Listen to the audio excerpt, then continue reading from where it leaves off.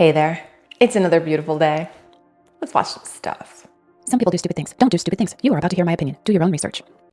Here we are on some Chinese space station way up in space. 100% guaranteed, way up in space. Space, totally real. And here are our astronauts, totally clean cut, like they just arrived yesterday. Sharp haircuts and everything. Very clean. Maybe it probably is their 300th day, though. We don't know.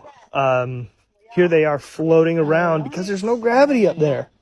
They tell us that there's no gravity, so we know that there's no gravity. But there's one problem. The glass of water forgot to float. What is it doing? Doesn't it know that it's supposed to be in space? Is it a pocket of gravity? I know that there's an answer. There always is an answer. And it's going to be some magical, like, settling equation or something like that. I think I see a little bit of curve on that water. I can tell that water's curved. It's not really level. Nothing is really level. So it's probably some sort of refraction. I'm going to call it that. I love space, man. I just love it. Did you know there was a Chinese space station? Because I had no clue that there was a Chinese space station. I mean, supposedly there is. And that was them at the Chinese space station with a glass of water. Just sitting on the table. Fine, not moving around, nothing like that. In space. Feels like a little tofu dreg to me. Did you all see Donald Trump's post? Everyone should immediately evacuate Tehran.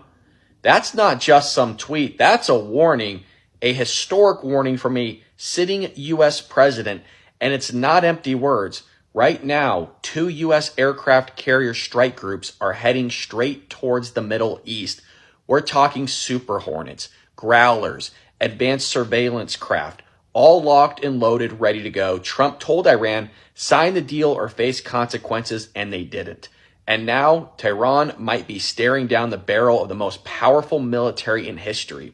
He's been saying it for years. Iran cannot have a nuclear weapon.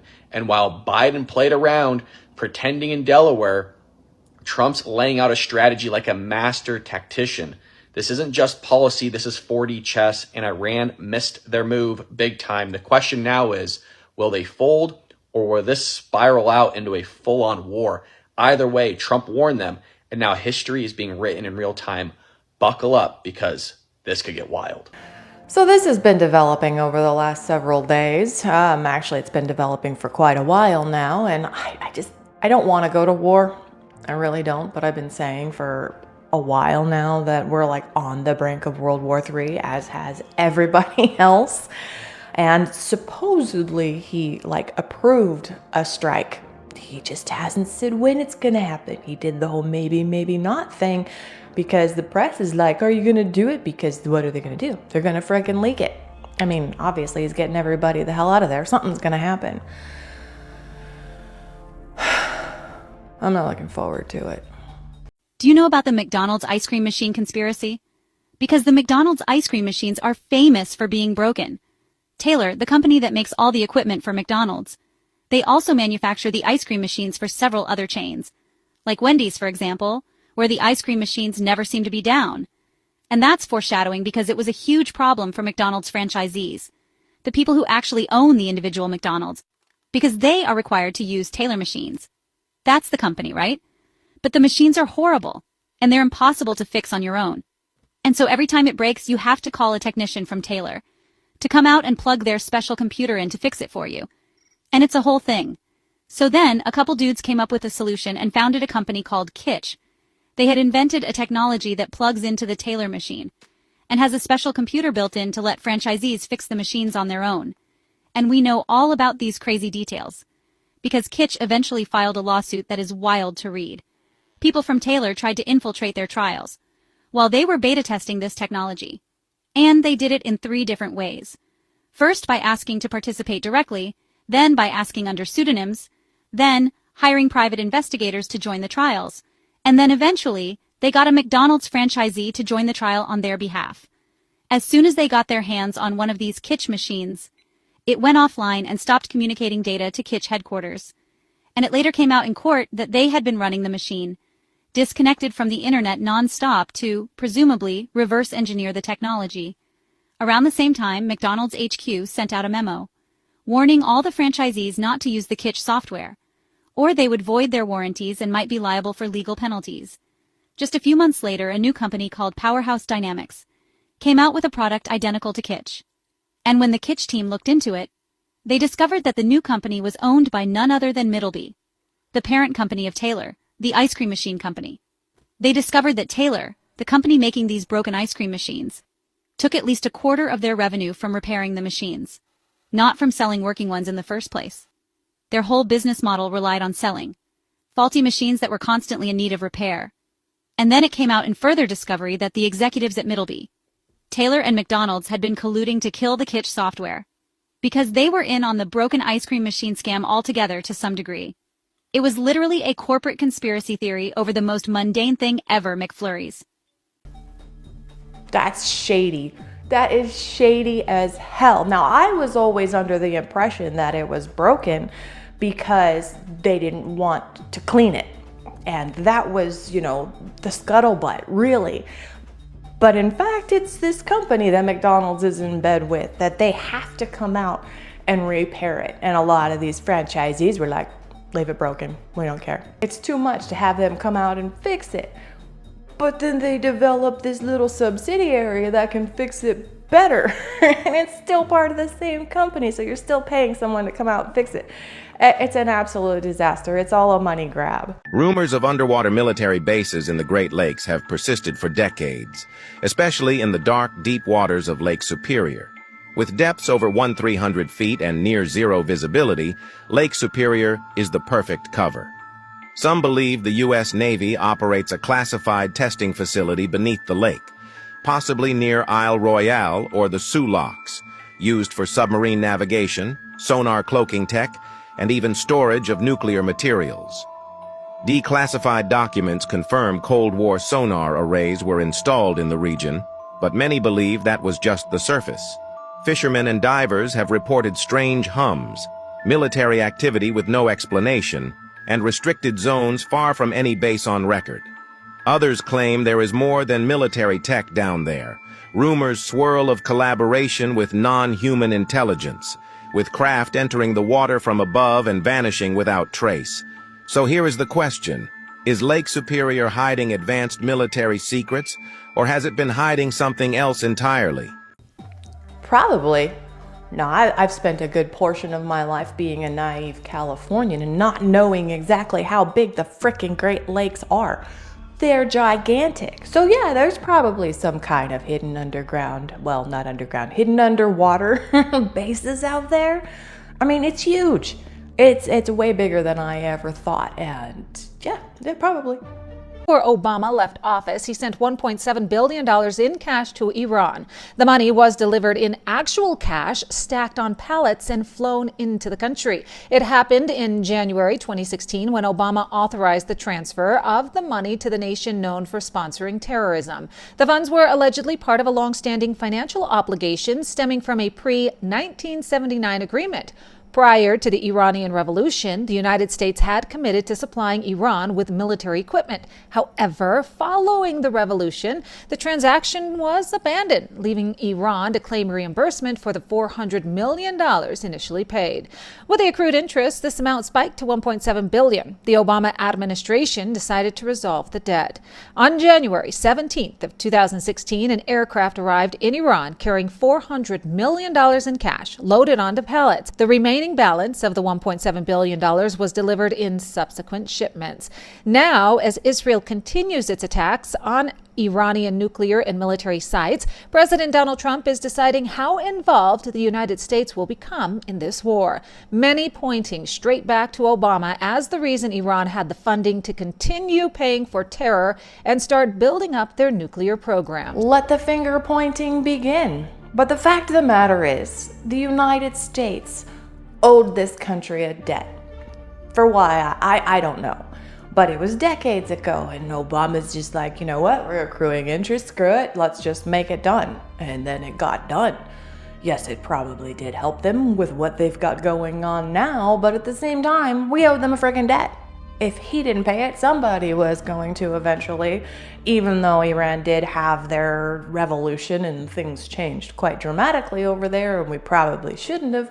But we are definitely doing some finger pointing now, aren't we? Did you know that the current war involving Israel might actually be connected to an ancient biblical prophecy about the end of the world? What I'm about to tell you isn't something you'll hear on the news, so make sure you watch this until the very end. The Bible contains dozens of prophecies that are supposed to unfold just before the return of Jesus, and many of them are focused specifically on one place, Israel. In the book of Daniel, chapter 9, there's a chilling prediction. It says that in the final days, a figure known as the Antichrist will sign a peace treaty, a covenant, with the nation of Israel. That so-called peace agreement will actually mark the beginning of the Great Tribulation, a dark period of chaos and destruction that comes right before Christ's return. But here's where it gets really disturbing. The prophecy says that just 3 years after the treaty is signed, the Antichrist's true intentions will be revealed, and he will begin his plan to bring the earth to ruin. Now think about this. For nearly 2,000 years, this prophecy couldn't happen. Why? Because Israel didn't even exist as a nation. But suddenly, in May of 1948, Israel was reestablished as an independent state. Almost overnight, a prophecy that had been dormant for centuries was back on the table. Coincidence? Or are we watching ancient predictions come true right before our eyes?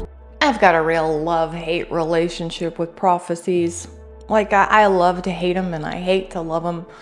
And this one popped up and I'm just like, okay, things are going crazy. Maybe things are gonna happen. All kinds of stuff gonna pop off and we're just gonna see if this prophecy is true.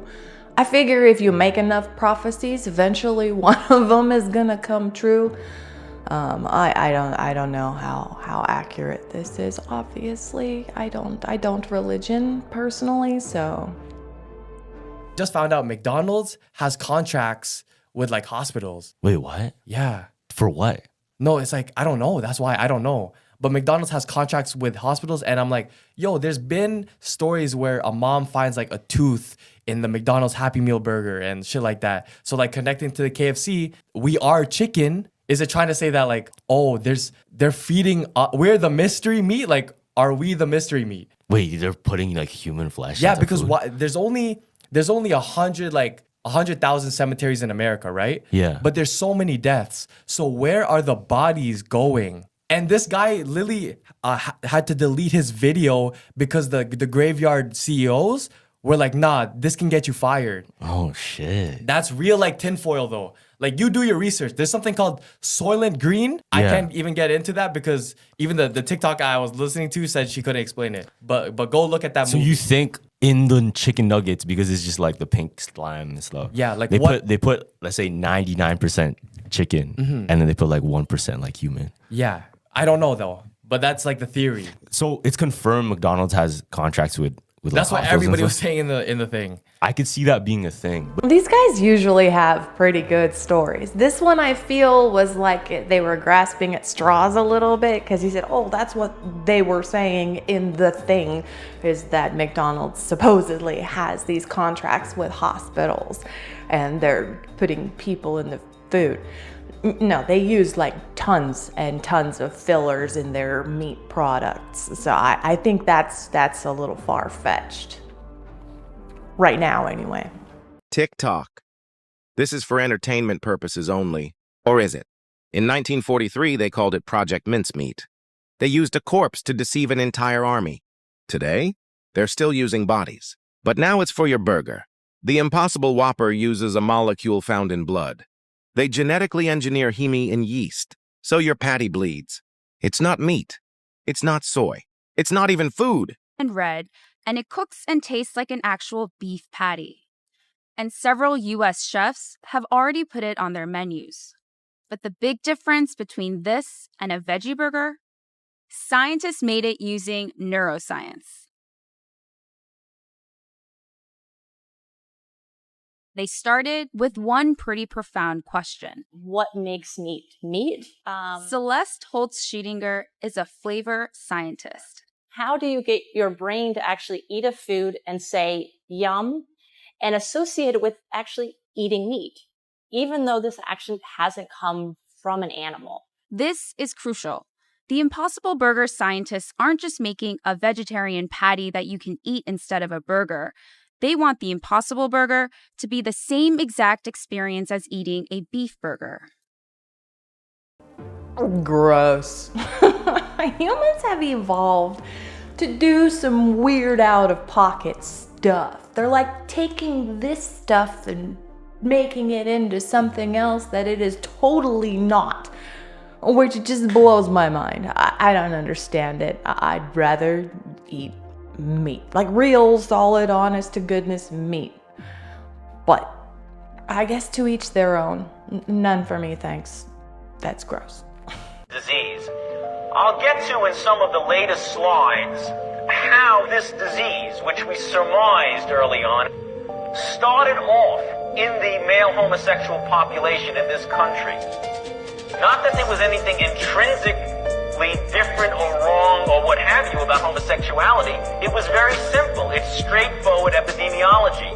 You take an infectious agent and you introduce it into a population in which the spread among those individuals, if it's sexual contact spread, it's a perfect setup to spread. In any event, what we had was a concentration of cases, as you'll see here, in the New York metropolitan area, New York City and New Jersey, and in Los Angeles. Take an infectious agent and you introduce it into a population. You take an infectious agent and you introduce it into a population. You take an infectious agent and you introduce it into a population in which the spread among those individuals, if it's sexual contact spread, it's a perfect setup to spread.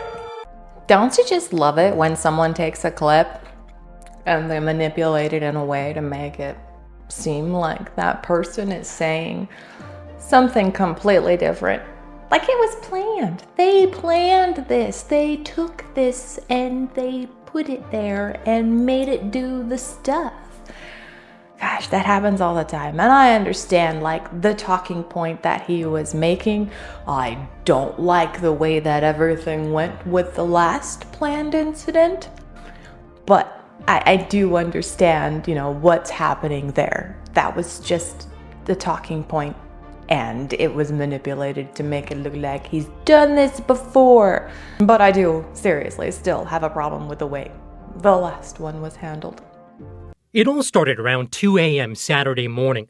Police responded to Minnesota State Senator John Hoffman's house in Champlin, where he and his wife Yvette had just been shot multiple times. Stand by on a possible GSW. Sounds like there may be 2 patients. Court records reveal the suspect, Vance Belter, knocked on the door while impersonating a police officer, wearing tactical gear and a rubber mask, before entering the house and opening fire. Belter knocked on Senator Hoffman's front door and repeatedly shouted, "This is the police, open the door."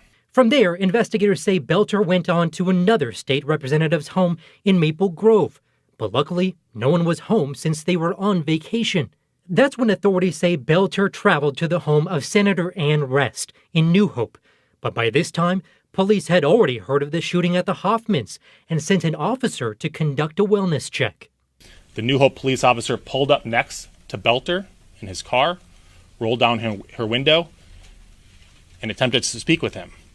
Belter did not respond. According to the officer, he just sat there and stared straight ahead.